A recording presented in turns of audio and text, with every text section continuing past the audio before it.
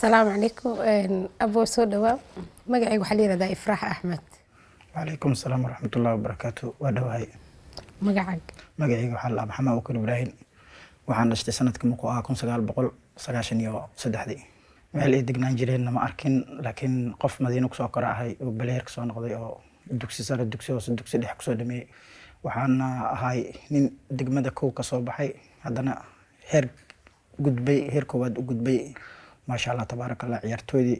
loo soo xulay degmada oo madax laga soo taabtay oo dhalinyarada la soo xulay oo maanta degmada magac ku leh oo maanta ka soo baxay ahay haddana heerka koowaad ee lagu xilfaatay Muqdisho anuu baleer ka noqon rabo wadanka ka soo baxay marka waxa uga soo baxay wadanka waxa kamid ah anigoo waxba sameeynin in la xiray oo la qabtay banaadir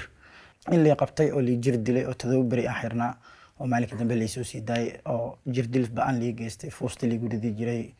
sababta lagu xiran maxay waxa la xiray wadanka markaas waxa ku badnaa dadka wax dilo oo dadka madax jabiyo oo shabaab ah marka nina wuxuu yiraahdaa ninkan shabaab u ahaan jiray sidaas darteed in la soo qabto la xiray sidaas la soo siiday waalidkayga decision aan soo siiyay in wadanka laga bixiyo oo wadanka aan ka baxo waligeena ma ku fikirin inaan tahriibo inaan soo baxo sida uu soo baxay wadanka intii soo aad markaas Khartoum markaa imaaday waxa ku fikiray inaan Liibiya maro maadaama aniga fiisa Masar soo waayay waalidkay waxaan ka codsaday in aan Liibiya iska mar lacagta laga bixiyo aabay iyo hooyaday waxay dheen waa ku duceynaa Masar tag marka sidaas aan Masar ku soo aaday Liibiya iyo Masar maxay ku kala duwanaa aabaa muxuu u qeyliyay Liibiya markuu maqlay Liibiya wiil aniga xaafadeena degnaaya maray wuxuu dhahay marka ku irid lagu geeyo badiila kaaga horeeyo waa lagu dhufana ko lacagta u dhiibtidba iridda markii laga galay baska qaado Suudaan ka qaaday xajiida ka qaaday ala tool meesha magafi ku geynay Allah marka waxa way aabay wuxuu ka cabsanayay kaligay maadaama aan wiil u ahay guriga oo gabdhaha la dhashteen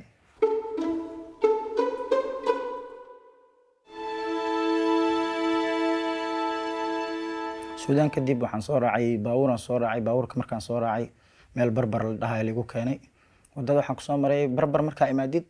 guriga lagu keenay guriga markii lagu keenay meel lagu xareena neef xoolo wax uma dhaantid waan soo wadi jiray subax maqaayaduna keen jiray waan cunteyn jiray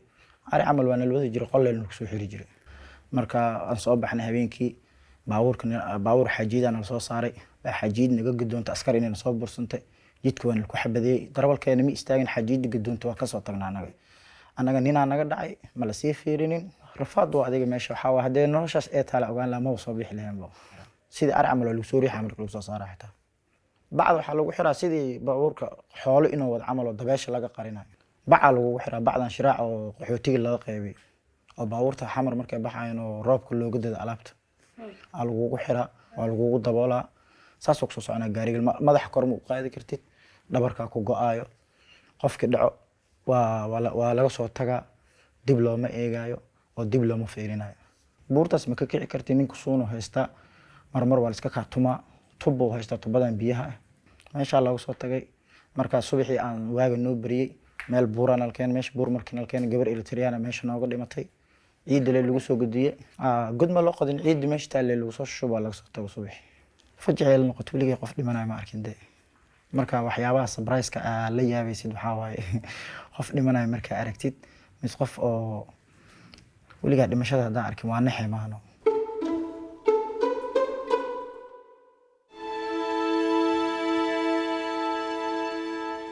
marka qaar xataa waxa ka miseeray dadka isla imaadeen wadanka oo tahriibo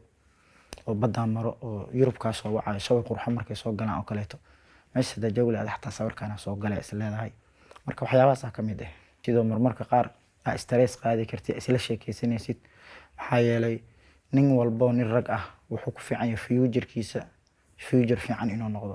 Masar ani waa raacay 9 mar raacay 9 mar talaniga u socday laakiin qadar Allah maktuuba wax walbo ma bad dhaxdeeda la soo qabtay wali banaanka laga maqawan mar waxa ku saarnay 300 iyo 2 qof mar 300 ka qof markii ugu badneed waxa ku saarnay 380 qof maanta maadaama qofka markuu soo baxo oo wadan ku dhaqmo oo arko fikir ahaanta aniga ka qabo waxa ila wanaagsan qofka maanta Soomaaliya joogo inuu soo tahriib iska dhaf xataa inuu niyeysto ma jecli ninka maanta waa soo baxay dhaho ma kula talin lahayn inuu soo baxo is inuu qurbahan imaado is inuu soo tahriibo qof ma kula talin lahayn waxa yeelay markaan waxaan noqday qof waayo arag ah oo wadanka soo baxay. Anna fikriga ka aaminsanahay awal markaan soo baxay waxaa aaminsanaa inaan Yurub tagaayo, laakiin wax walba waxaa ka horeeya tan Allah. hadda qof walba qado isticmaala maalintii mee qof la hadashaa oo ma aragtay amba ku weydiiso inuu tahriibka soo maro amba inuu mataqaana oo imaado meesha aad joogtid amba inuu ku baxo tahriib. Kole hada tahriib ma jirabo, maxaa yeelay meesha aniga joogo anaa xabsi kor ka furan ku jiro, dhulaadan lahayn waxaa la dareen ku joog waaye. waxaan ka aaminsanahay dadkaas